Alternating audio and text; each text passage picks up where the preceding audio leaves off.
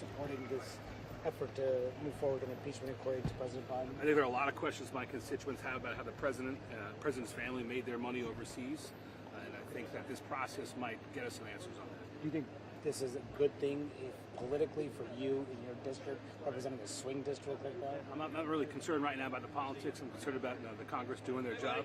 This right now is not on my plate, but nevertheless, I think my constituents deserve some answers. Would you vote? Would you have voted to open an impeachment inquiry? I haven't stated how I would vote for that, but I'm comfortable with the process as it stands right now. Do you think that Republicans should have had a little bit more hard evidence before launching this impeachment inquiry? I mean, it's an inquiry. It's a seeking of facts right now. And I think we need more facts because there are a lot of questions right now. Politically, though, heading into this critical election year, is this what the party should be focused on? I think I answered the question of politics right now. I think this is the time to govern and to ensure that we have more facts in this case. Congressman, your colleague Ken Buck, who has been, more vocally opposed to this process, and then others have said that he's getting a private briefing from leadership to show the evidence that they have thus far. Have they offered you any such briefing? I did get offered a briefing at 5:30, but I was on the train from New York and I couldn't attend. Do you worry about overreaching at all? Sure. I think that we need to be balanced in this approach.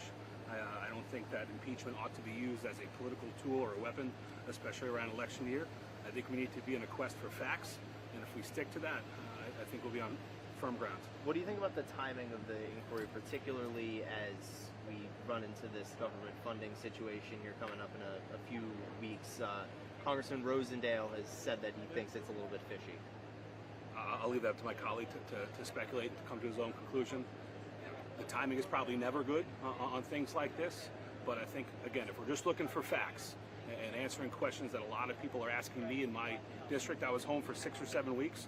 A lot of folks asked me what Congress is doing about this. This, short of impeachment, is a good way to find out the facts.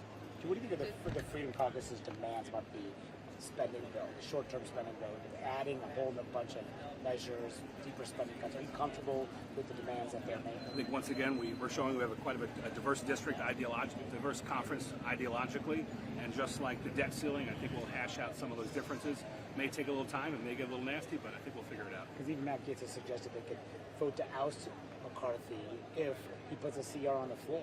What do you think about that? I've heard that before. We'll see what happens. Congressman, what would your bar be in terms of moving forward with articles beyond impeachment inquiry? I think we probably need to parallel a legal standard that exists in the regular world. We can't look back to a couple of years ago where impeachment was used too quickly.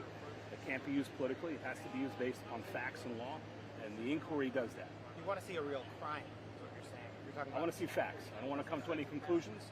I don't want to predict what might happen. I want to see facts. facts to be clear that the president was directly engaged in corruption or bribery. Here's what we know. Here's what we've been told. The family took tens of millions of dollars from countries who are our adversaries in languages they didn't speak and professions in which they had no experience. That leads most reasonable Americans to have questions as to how that money was actually earned.